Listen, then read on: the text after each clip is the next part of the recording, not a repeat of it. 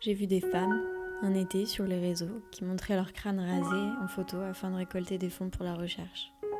C'était la première fois que je voyais tant de crânes rasés et de sourires revendiqués.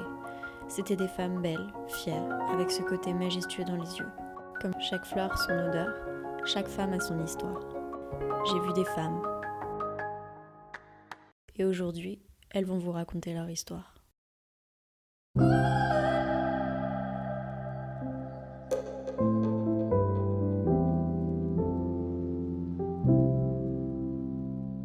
On se pose toujours des questions, qu'est-ce que j'ai fait ou qu'est-ce que je n'ai pas fait? Qu'est-ce que j'aurais pu faire pour que ça n'arrive pas?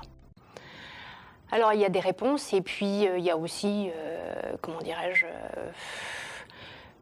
pas le fatalisme, mais je suis arrivée à me déculpabiliser en me disant, bon voilà, c'est arrivé, c'était écrit ou ça n'était pas écrit, c'est comme ça. Après tout, je n'y suis pour rien, j'ai toujours essayé de faire au mieux. C'est tout, voilà. Pourquoi moi? Pourquoi pas?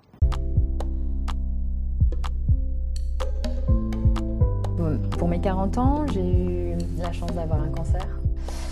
Voilà, j'ai 44 ans aujourd'hui. J'en suis à mon 3e cancer. Et tout va bien en fait. Finalement, tout peut bien aller quand même. Je venais d'apprendre que j'avais un cancer. Donc en janvier 2017. 17. Donc, je contacte Natacha pour qu'elle me parle, qu'elle me donne des conseils. Sauf que c'était le jour où je partais pour ma mastectomie. Donc je lui ai dit, bon Karen, il n'y a pas de souci, je vais être là, mais au retour, dans 3 jours. Donc si tu veux, dans 3 jours, tu viens à la maison.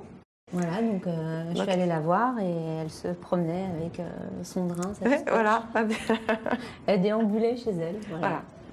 C'est là où tout est parti. Avec la repousse de cheveux. Voilà.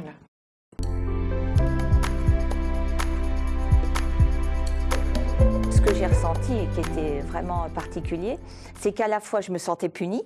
Non, tu ne retournes pas au travail, tu te soignes, porte à 4 et tu joues le jeu, tu es malade, on s'occupe de toi et tu te laisses faire. Donc je me sentais punie et je me sentais coupable de laisser toute mon équipe. Je leur faisais, je les abandonnais quoi. Tout était, j'avais un travail, j'avais des engagements, j'avais des rendez-vous, donc je les abandonnais. Donc c'était doublement difficile à vivre. Ouais, de passer de ce statut de femme en bonne santé, active, à malade, passive, à soigner.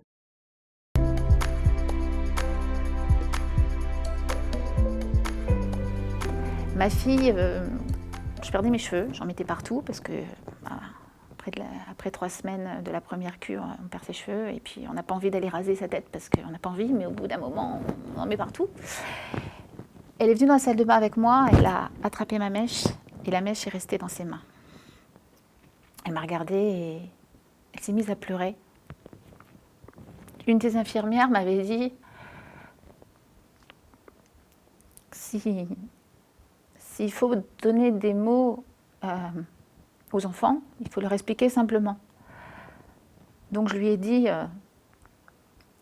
si mon cheveu tombe, c'est parce que la chimio, elle fait effet. C'est parce que la maladie, elle s'en va. Et c'est parce que le cancer s'en va et que je suis en train de guérir. Donc les cheveux qui tombent, c'est rien. C'est juste que le médicament, il marche. Et donc elle s'est arrêtée de pleurer et on est fin que là.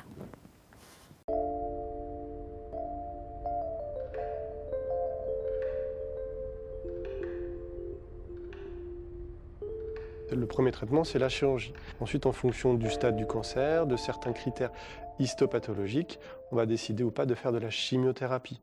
Il peut y avoir aussi de la radiothérapie, de l'hormonothérapie et des thérapies un peu plus ciblées, type Herceptin, qui cible le récepteur HER2 pour certaines patientes.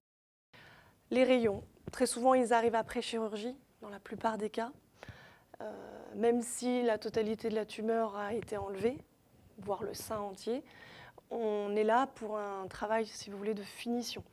On va aller nettoyer la partie qui a été opérée.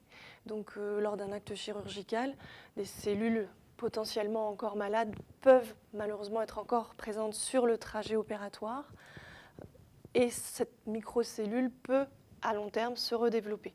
Donc nous, notre but, c'est d'éviter les risques de récidive locorégionale.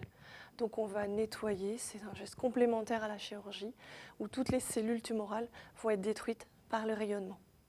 Si on a une douleur au niveau du sein, si on a un écoulement particulier sur un sein, ou moins de les deux en même temps, mais plus souvent sur un sein, un écoulement verdâtre, un écoulement de sang, un écoulement blanc, il faut aller consulter. Si on a une inflammation au niveau du sein, si on sent une boule, un nodule ou autre, ou une rétraction au niveau de la peau, une lésion particulière au niveau du mamelon.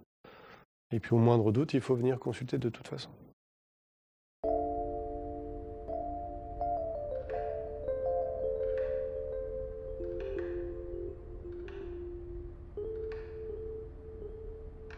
Allez vous faire dépister, c'est très important. N'hésitez pas à venir consulter si vous avez le moindre doute. Il ne faut pas rester sur une mauvaise sensation, à se dire j'ai peut-être un cancer, et le garder pour vous et attendre qu'il soit trop tard pour venir vous faire traiter. Vraiment, c'est important. On a des traitements qui sont très efficaces et plus le cancer est pris de façon précoce, mieux on arrive à le guérir, ça c'est sûr.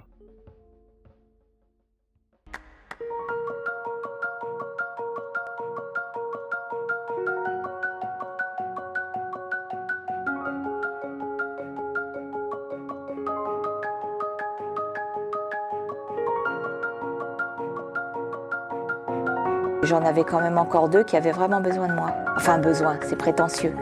Mais oui, gagner du temps pour mes enfants. L'une comme l'autre, on est les seuls à se comprendre. Enfin, l'une comme l'autre, toutes les dans femmes. notre entourage voilà. proche, en fait. Toutes les femmes qui sont atteintes de la même chose que nous sont les seules à comprendre ce qu'on ressent. Donc il y a des choses qu'on peut exprimer à nos proches et d'autres pas.